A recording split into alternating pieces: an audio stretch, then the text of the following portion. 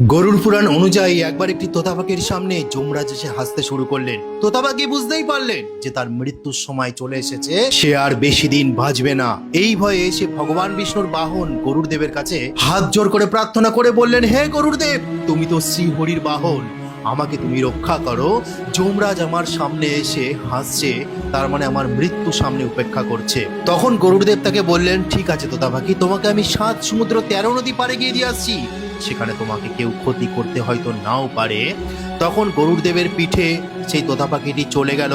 7 সমুদ্র 13 নদী পেরিয়ে একটি গুপ্ত গুহার মধ্যে তোতা পাখিটি আশ্রয় নিল এবং গরুড়দেব তাকে রেখে যখন চলে আসলো, এসে যমরাজের কাছে গেল। যমরাজের কাছে এসে বলল, হে যমরাজ, তুমি ওই নিরপরাধ তোতা পাখিটির দিকে তাকিয়ে ওরম ভাবে হাসছিলে কেন? তখনও যমরাজ গরুড়দেবের দিকে তাকিয়ে হাসছেন এবং বলছেন, হে গরুড়দেব, তার তো মৃত্যু লেখা ছিল 7 সমুদ্র 13 নদী পার করে একটি গুহার মধ্যে লুকিয়ে থাকা শিয়াল তাকে ভক্ষণ করবে। তখন সঙ্গে সঙ্গে পাশ থেকে সেই তোতা পাখিটির আত্মা এসে সেখানে উপস্থিত হলেন যে, যমরাজ, আমার কি দোষ ছিল?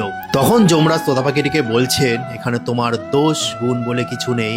তোমার যখন নিয়তির সময় হয়েছে, তুমি যতই বাঁচার চেষ্টা করো, তার থেকে রেহাই পেতে তুমি পারবে না, কারণ তুমি সবকিছু নিয়ন্ত্রণ করো না, নিয়ন্ত্রণ তো করে আমার সেই হরি। তাই যে জীবন তুমি পেয়েছো সেটাকে নিয়ে তুমি দুঃখ করো না।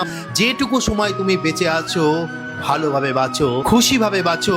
তোমার ভালো সময়ও ভালোভাবে বাঁচো, খারাপ সময় আসলেও সেই খারাপ সময়ের মধ্যেই ভালোভাবে বাঁচার চেষ্টা করো।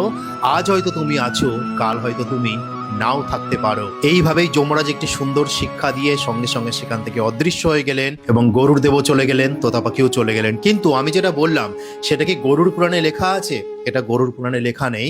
এটি একটি লৌকিক কাহিনী, যেটা হয়তো পার্সিয়ান কোনো দেশের এবং ভারতীয় উপমহাদেশের কথোপকথনের মাধ্যমে এই কথাটি বেরিয়ে এসছে। কিন্তু যে গল্পে, যে কাহিনীতে শিক্ষণীয় বিষয় আছে, সেটা অবশ্যই গ্রহণ করা যায়, কারণ আমাদের ঋগ্বেদের প্রথম মণ্ডলের 89 সূক্তের প্রথম মন্ত্রেই লেখা আছে, কল্যাণপ্রদ বিষয় সকল দিক হতে আমাদের প্রতি আগমন করুক। তাই অবশ্যই এই সুন্দর শিক্ষণীয় কাহিনী আমাদেরকে অনুপ্রেরণা দেয় যে আমরা আজ আছি, কাল নাও থাকতে পারি। যেটুকু সময় বাঁচবো, ভালোভাবে বাঁচবো। তো আজকে বলার ছিল। হরে কৃষ্ণ, জয় সনাতন ধর্মের জয়। ভগবান কিসে খুশি হয়, লাখ টাকায় না 1 টাকায়? সবকিছু বলবো, তাহলে শুনুন। বন্ধুরা, ভক্ত সুদামা এবং তার স্ত্রী অত্যন্ত দারিদ্র সীমার মধ্যে দিন যাপন করছিলেন। তখন তার স্ত্রী ভক্ত সুদামাকে বলেন, হে পতিদেব, সাক্ষাৎ লক্ষ্মীপতি শ্রী হরি আপনার তো সখা, আপনি তার নিকটে গমন করুন, তিনি আপনার দারিদ্রতা দূর করবে। তখন ভক্ত সুদামা তার ছেঁড়া বস্ত্রের মধ্যে অল্প কটা সেই চিড়ে ভাজা নিয়ে দ্বারকার শ্রীকৃষ্ণের প্রাসাদের দিকে রওনা দিলেন। যখন তিনি দ্বারকায় এসে পৌঁছালেন, সেই দ্বারকার দ্বার পাল্লা তাকে আটকে দিল।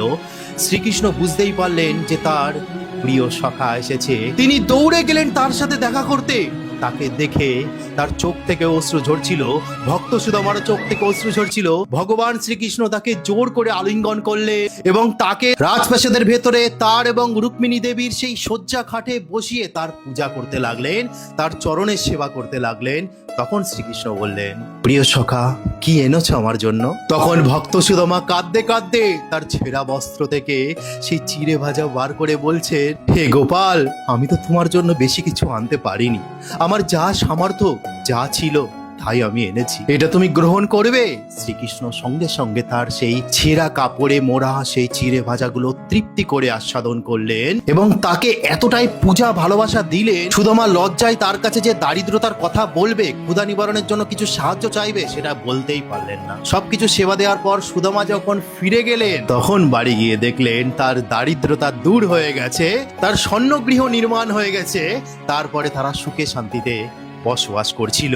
তো এখান থেকে ভগবান শ্রীকৃষ্ণ বলছেন, আমার প্রেমী ভক্ত যখন প্রেম প্রীতি সহকারে অতি স্বল্প পরিমাণে বস্তু উপহার স্বরূপ আমাকে অর্পণ করে, আমি তা প্রসন্ন চিত্তে গ্রহণ করি। কিন্তু কেউ যদি ভক্তি ভরে না দিয়ে তার মধ্যে যদি কোনো স্বার্থ লুকিয়ে থাকে দানের মধ্যে, সেটা আমি গ্রহণ করি না। অর্থাৎ আপনি যাই দিন, একটা তুলসী পাতা দিন, 1 টাকা দিন আর লাখ টাকা দিন, আপনার মধ্যে যদি সেই নিঃস্বার্থ ভক্তি থাকে দানের ক্ষেত্রে, আর যে দানই আপনি করুন, আপনি জীব সেবা করুন, ভগবানের কাছে দান দিন, মন্দির সেবা করুন এবং মানব সেবা করুন, তার মধ্যে যদি ভক্তি নিঃস্বার্থ থাকে, সেটা ভগবান গ্রহণ করে, ঈশ্বর গ্রহণ করে।